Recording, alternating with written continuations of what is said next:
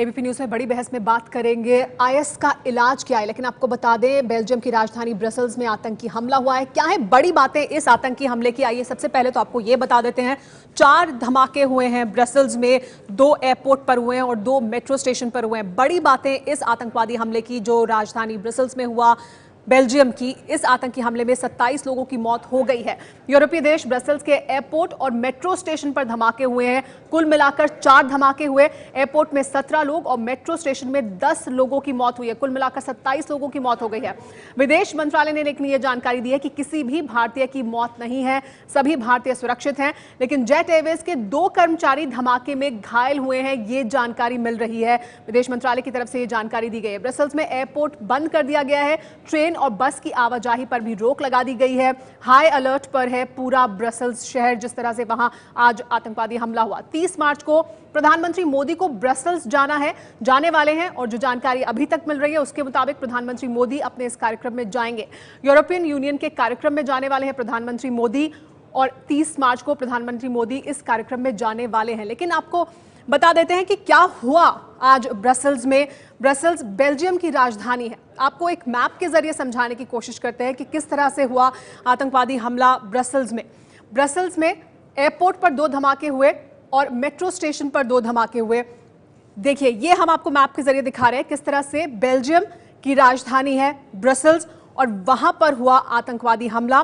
Brussels के airport पर जो डिपार्चर लाउंज है, वहां पर जहां चेक इन है, जहां पर एयरलाइंस की डेस्क होती है, वहां धमाका हुआ।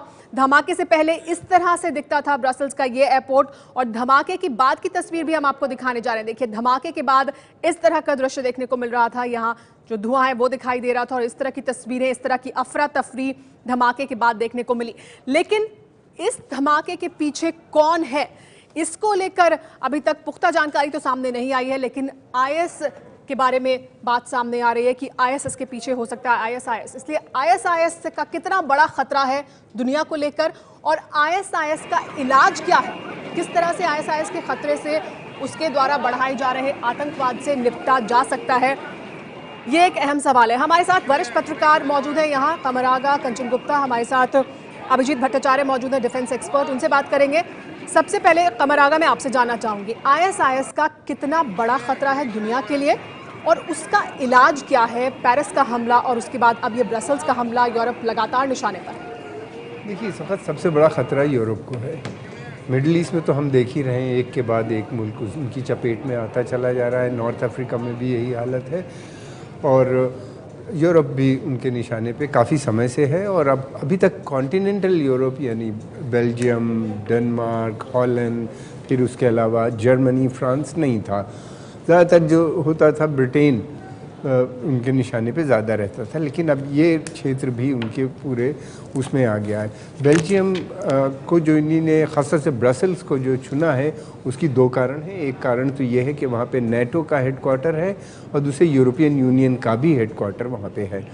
तीसरी चीज़ ये है कि एक बहुत बड़ी तादाद में जिन देशों का भी हमने नाम लिया है, यहाँ के यंग लड़के लड़कियाँ जो हैं वो इस्लामिक स्टेट यानी इराक और सीरिया में गए और वहाँ पे ट्रेनिंग लेके वो वापस, उसमें से काफ़ी बड़ी संख्या में कई 100 लड़के लड़कियाँ वापस आ गए हैं। और जो इन गतिविधियों में वहाँ पे इन्वॉल्व हैं, इनके पास काफ़ी बड़ी संख्या में वेपन भी है। और जो इन्होंने पेरिस में भी यूज़ किया अटैक में कुछ महीने पहले, और ये वही ग्रुप है जिसने पेरिस में इन्वॉल्व था।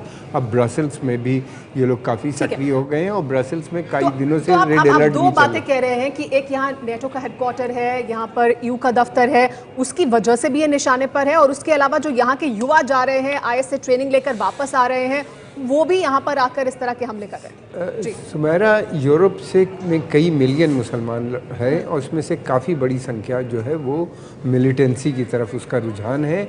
और इसमें से एक बड़ी तादाद, कई हज़ार लड़का और लड़कियां वहाँ पे गए हैं, उन्होंने वहाँ पे ट्रेनिंग ली है और ये अब वापस आ गए हैं। ये अधिकतर लोग जो हैं नॉर्थ अफ्रीकन स्टेट से इनका ताल्लुक़ है, जहाँ पे फ्रेंच किसी ज़माने में बोली जाती थी, बल्कि उनकी कॉलोनीज़ थी।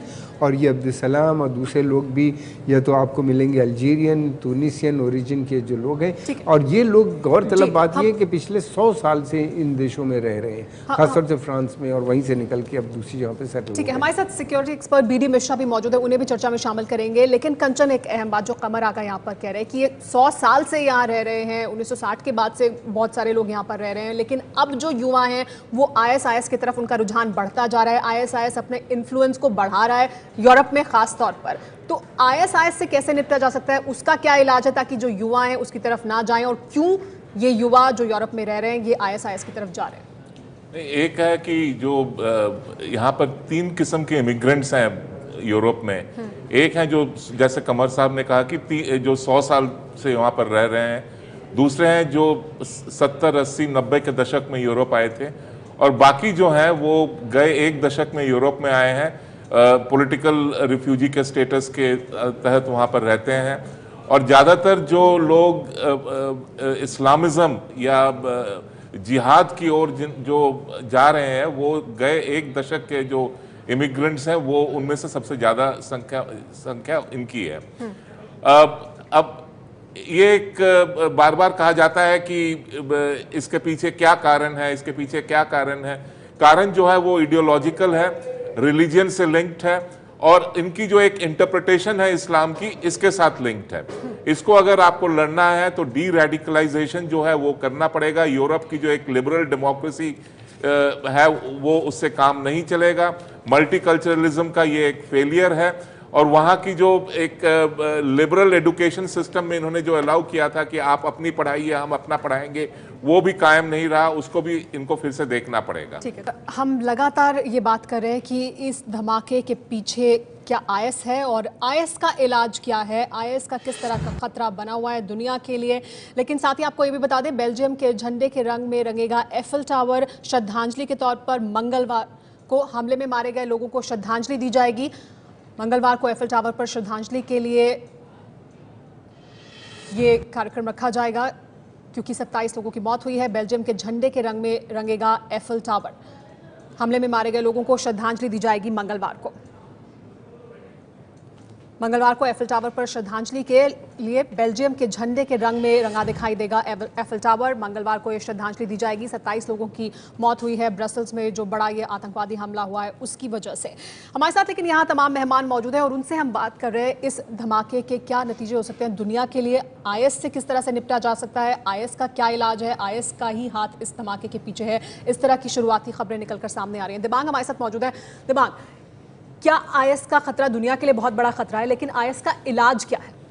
देखिए, बहुत बड़ा खतरा है। और क्या हो गया है कि ये जब से पेरिस में हमला हुआ है नवंबर वाला, 13 नवंबर वाला, जिसमें करीब 130 लोग मारे गए थे, उसके बाद से उस ग्रुप के जो लोग बचे हुए हैं उनमें ये अब्दुल सलाम सालेह था जिसको गिरफ्तार हुआ। उसके साथी कौन कौन थे, यानी वो लगातार कई महीनों से बेल्जियम में रह रहा था, तो जाहिर है उसको सपोर्ट मिली होगी। वो कौन लोग थे उनकी खोज की जानी चाहिए। और तब जब इसकी गिरफ्तारी हुई थी अब्दुल सलाम सालेह की, तो जो फ्रांस के राष्ट्रपति ने बेल्जियम के राष्ट्रपति से जब बात की, तो तब यही बात हुई कि इनके साथियों को भी ढूंढना चाहिए, क्योंकि इनकी बातचीत तभी ये चीज़ ख़त्म होगी।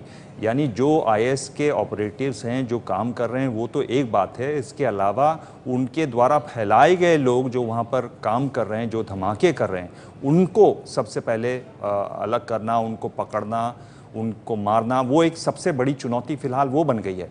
क्योंकि एक तो IS अपने आप में ग्रुप है, उसके अलावा उनके लोग वहाँ फैले हुए हैं जिनसे सीधी कार्रवाई कर रहे हैं, और लगता है ये उसी का एक नतीजा, उसी का अंजाम है। जी हाँ, अभिजीत भट्टाचार्य जी, आपसे मैं जानना चाहूँगी कि जो अभी दिबांग कह रहे हैं कि ये जो खतरा है, फिलहाल जो चुनौती है वो अब्दुल सलाम या उससे जुड़े लोग, उन्होंने जिस हमले को अंजाम दिया है, अगर इस हमले को उन्होंने अंजाम दिया है, जिसकी तरफ की शक की सुई बहुत ज़्यादा तो जा रही है, उनको पकड़ना, या जो वहाँ पर छोटे छोटे ग्रुप हैं जो आगे फुट सोल्जर्स बने हुए हैं और इन धमाकों को या इस तरह के हमलों को अंजाम दे रहे हैं, उनको पकड़ना। लेकिन बड़ी चुनौती क्या है? मैडम, मैं सप्लीमेंट्री पॉइंट्स दे रहा हूँ। सप्लीमेंट्री पॉइंट्स ये है कि आज की तारीख में यूरोप में जो भी हो रहा है ये रिफ्लेक्शन ऑफ मिडल ईस्ट, ये तो मुद्दे वाली बात है, उससे आप इसमें कोई दो राय हो ही नहीं सकती है। दूसरी बात ये है, ISIS जो भी कहें, ISIL बोले, इनको बनाया कौन है, कहाँ पे बनाया है, क्यों बनाया है, कैसे बनाया है, किस पर्पज से बनाया? जैसे मुजाहिदीन बनाए थे 79-80 में, तो वो मैं प्रश्न लगा के मैं छोड़ देता हूँ। तीसरी बात ये है, परसों भी यूरोप में 1600 रिफ्यूजी आए हैं यहाँ से, मिडल ईस्ट से, और ये लगातार आए जा रहे हैं, और इसी के ऊपर यूरोप जो है डिवाइडेड है। Europe is a divided house. तो आप ये कह रहे हैं कि कट्टरपंथ, इस्लामिक कट्टरपंथ, उसके अलावा भी जो नीतियां हैं, जो आर्थिक नीतियां हैं, जो राजनीतिक नीतियां हैं, जो यूरोपीय देशों की नीतियां रही हैं, वो भी किसी हद तक जिम्मेदार हैं जो कुछ हो रहा है उसके लिए? बिल्कुल है। आप क्या कहेंगे इस पर कंचन? ये यूरोप की दुर्भाग्य है कि यूरोप लिबरल डेमोक्रेसी का गढ़ माना जाता है, और इतने सालों से जो लिबरल डेमोक्रेसी उन्होंने प्रैक्टिस किया है, वहाँ की जो वेलफेयर स्टेट है, ये इन दोनों चीज़ों की, उनकी जो मल्टीकल्चरलिज्म है, इन तीनों प्रिंसिपल्स की जो वायोलेशन हुआ है, लगातार होते रहा है, और उसका जो नतीजा है वो आज देखा जा रहा है। वहाँ के जो मुस्लिम इमिग्रेंट्स हैं, उन्होंने उसका नाजायज फायदा उठाया है, और कोई भी कारण नहीं है। वेलफेयर, यूरोपियन वेलफेयर सिस्टम में कोई ये कहे कि मुझे, मतलब आप कह रहे हैं कि मैं कोई कारण डिप्राइव नहीं है फील इस तरह के करता हूँ, या आतंकवाद को बढ़ावा देने के लिए? जी नहीं। अब एक छोटी सी एडिशनल पॉइंट है, मैं बता दूं, जो चौथे धमाके की बात हो रही है, वो सिटी सेंटर, ब्रसल्स के सिटी सेंटर के नज़दीक कहीं पर हुआ है। वो उसको कंट्रोल्ड डेटोनेशन कहा जा रहा है, कि पुलिस ने कोई एक्सप्लोसिव डिवाइस वहां पर उनको मिली थी, और उसको उन्होंने कंट्रोल्ड वे में एक्सप्लोड किया है। ठीक है, हमारे साथ ब्रिगेडियर बीडी मिश्रा भी मौजूद है, वो अभी तक चर्चा में शामिल हुए। उनसे मैं उनसे सवाल ले लूं, फिर उसके बाद मैं आपके पास आऊंगी। ब्रिगेडियर बीडी मिश्रा, IS की बात हो रही है और IS की चुनौती की बात हो रही है। IS दुनिया के लिए एक बड़ी चुनौती है, अमेरिका के लिए एक बड़ी चुनौती के तौर पर था, यूरोप के लिए एक बड़ी चुनौती है, भारत के लिए कितना बड़ा खतरा है उससे?